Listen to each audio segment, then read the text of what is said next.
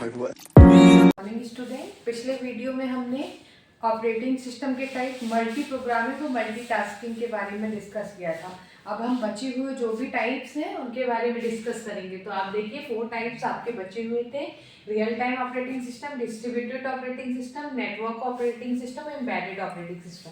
हम इसी वीडियो में इन 4 टॉपिक्स पे डिस्कस करेंगे। आप पहला देखिए real time operating system. Real time operating system आपका 2 टाइप का होता है: hard real time operating system और soft real time operating system. Hard real time operating system क्या होता है? वो ऑपरेटिंग सिस्टम जो टफ टास्क को, कठिन से कठिन टास्क को कंप्लीट करते हैं, वो आते हैं hard real time operating system में। और soft real time operating system क्या होता है? वे ऑपरेटिंग सिस्टम जो इजी टास्क को परफॉर्म करते हैं, वो होते हैं soft real time operating system. तो ये होता है आपका रियल टाइम ऑपरेटिंग सिस्टम। उसके बाद आते हैं हम डिस्ट्रीब्यूटेड ऑपरेटिंग सिस्टम में। तो डिस्ट्रीब्यूटेड ऑपरेटिंग सिस्टम क्या होता है? डिस्ट्रीब्यूटेड ऑपरेटिंग सिस्टम में आपका एक सिस्टम होता है जो बहुत सारे सिस्टम से कनेक्टेड रहता है, मतलब बहुत सारे मैनी टाइप्स ऑफ सिस्टम को मैनेज करता है। इसमें सभी सिस्टम का अपना एक प्रोसेसर होता है जिसमें यूनी प्रोसेसर लगा होता है। यूनी प्रोसेसर मतलब सिर्फ एक प्रोसेसर, सबका अपना एक प्रोसेसर होता है, सबकी अपनी रैम होती है, सबकी अपनी डिटेल्स होती है। ये जो होते हैं, ये सिस्टम जो होते हैं, सब एक दूसरे से कनेक्टेड रहते हैं। और इसमें क्या होता है, एक जो मेन सिस्टम होता है वो इन सभी सिस्टम को मैनेज करता है और इनको टास्क डिस्ट्रीब्यूट करता है, और बाकी के सिस्टम इन टास्क को परफॉर्म करते हैं। तो ये होता है आपका डिस्ट्रीब्यूटेड ऑपरेटिंग सिस्टम, जिसमें एक मेन सिस्टम होता है जो बाकी सिस्टम्स को टास्क डिवाइड करता है, और वो बाकी के सिस्टम जो होते हैं उस टास्क को परफॉर्म करते हैं। तो ये होता है आपका डिस्ट्रीब्यूटेड ऑपरेटिंग सिस्टम।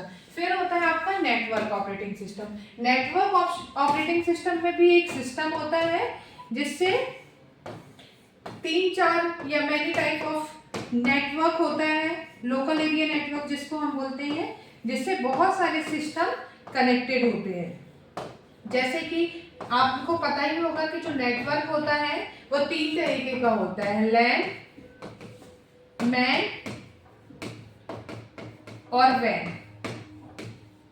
तो पर्टिकुलर किसी एक बिल्डिंग, फॉर एग्जांपल स्कूल या कॉलेज को एक बिल्डिंग होती है, उसके जितने सिस्टम होते हैं एक सर्वर से, एक नेटवर्क से कनेक्टेड होते हैं, उसको हम लैन बोलते हैं। और पर्टिकुलर एक एरिया, एक सिटी के जितने भी सर्वर्स होते हैं, जितने भी सिस्टम होते हैं, पर्टिकुलर किसी एक सर्वर से, एक नेटवर्क से कनेक्टेड होते हैं, उसको मैन बोलते हैं। और एक पूरे वर्ल्ड के जितने भी सिस्टम होते हैं वो एक बड़े नेटवर्क, बड़े एरिया, बड़े सर्वर से कनेक्टेड होते हैं, उसको हम वैन बोलते हैं, है ना।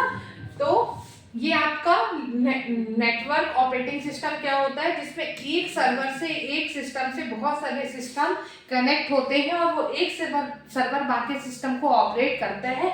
ये होता है आपका नेटवर्क ऑपरेटिंग सिस्टम। और लास्ट है आपका एम्बेडेड ऑपरेटिंग सिस्टम। तो एम्बेडेड ऑपरेटिंग सिस्टम वो होता है जब हम किसी सिस्टम को एक पर्टिकुलर स्पेशल टास्क देते हैं, तो वो आपका होता है embedded operating system. For example, जैसे कि हमने कुकर में दाल रखी और सीटी लगाई, तो जाहिर सी बात है कि उसमें दाल ही बनेगी, है ना। तो हमने उसको एक स्पेशल टास्क दिया दाल बनाने का। वैसे ही हम किसी सिस्टम को एक स्पेशल टास्क देते हैं कि आपको सिर्फ ये पीडीएफ ही बनानी है, या फिर आपको मौसम विभाग की जानकारी देनी है, या कोई भी अदर चीज। तो कोई स्पेशल टास्क अगर हमें परफॉर्म कराना होता है तो हम किसके थ्रू कराते हैं? एम्बेडेड ऑपरेटिंग सिस्टम के थ्रू।